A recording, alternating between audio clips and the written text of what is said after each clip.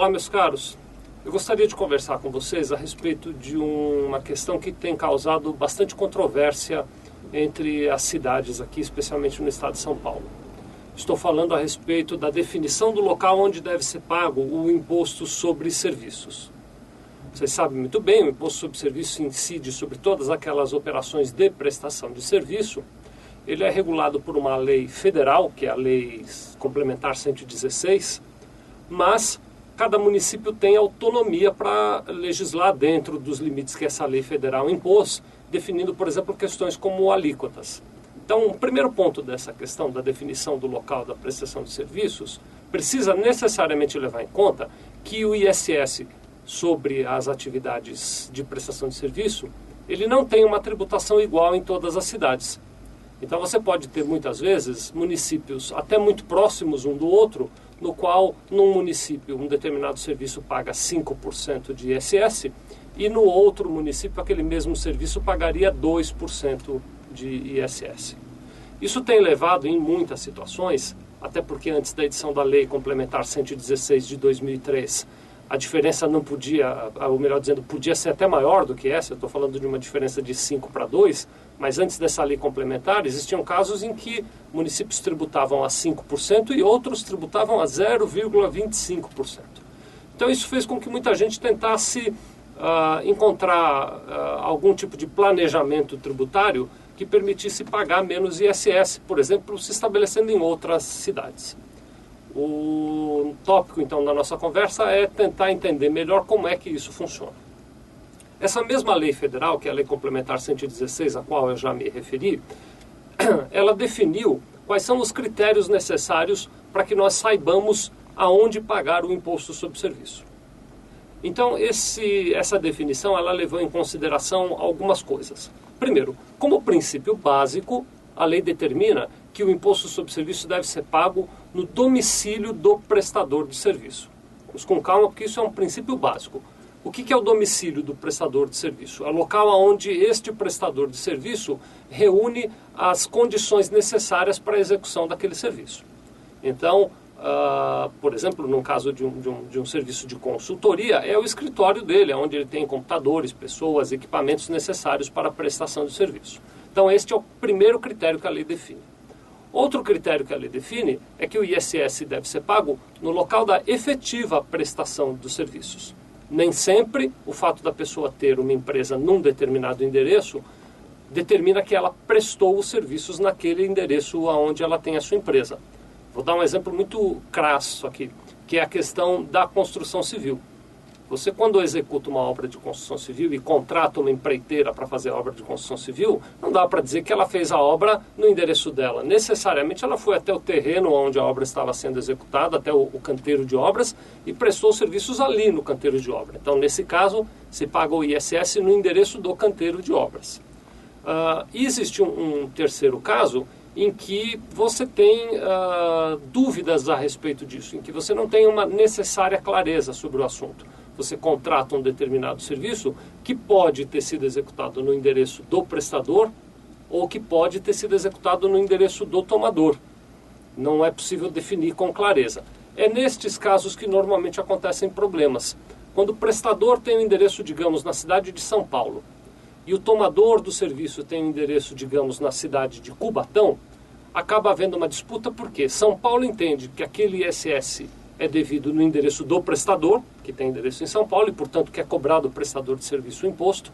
E já Cubatão entende que o serviço foi prestado lá em Cubatão, e ele quer cobrar do prestador de serviço o ISS devido lá em Cubatão. Há casos até em que os dois municípios determinam a necessidade de retenção na fonte. Então, São Paulo paga o ISS aqui, mas Cubatão retém o ISS lá também. E o prestador acaba pagando 2 vezes pelo imposto sobre serviço.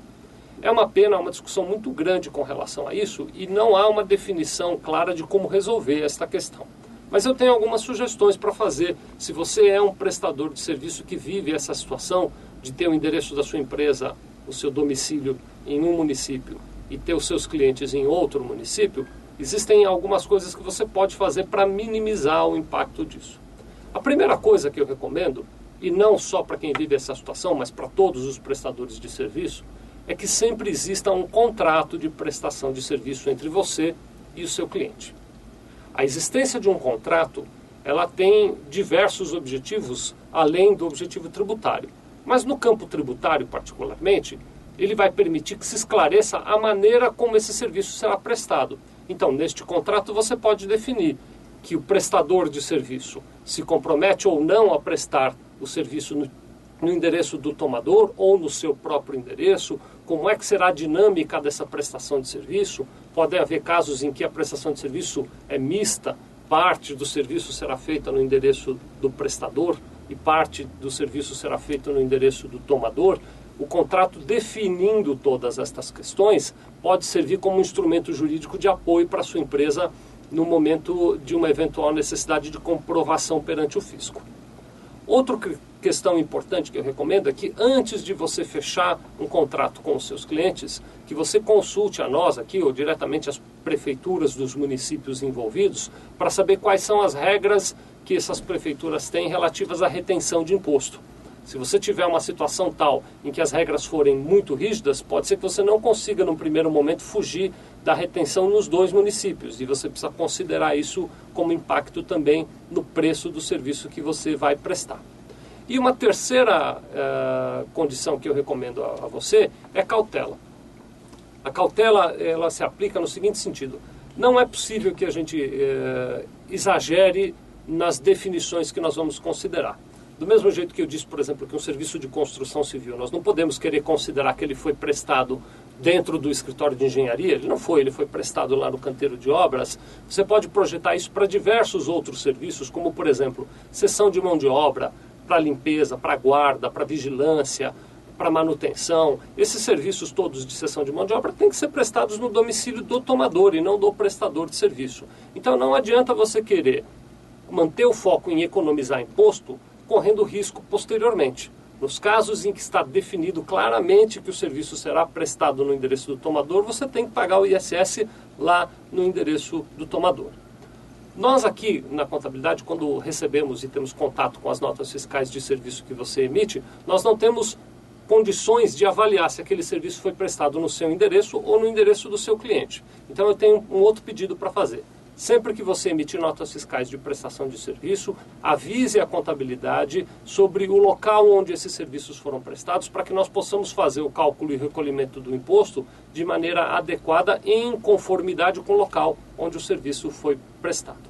Adotando esses cuidados, você minimiza o risco de problemas, mas eu tenho que te dizer que, infelizmente, sempre você vai estar sujeito a algum questionamento. Então é importante guardar um arquivo dessa documentação envolvida na prestação de serviço, para no futuro poder fazer prova ao fisco dos locais onde ele foi prestado e de que forma foi recolhido o imposto. Todo cuidado nesse assunto é pouco. Muito obrigado.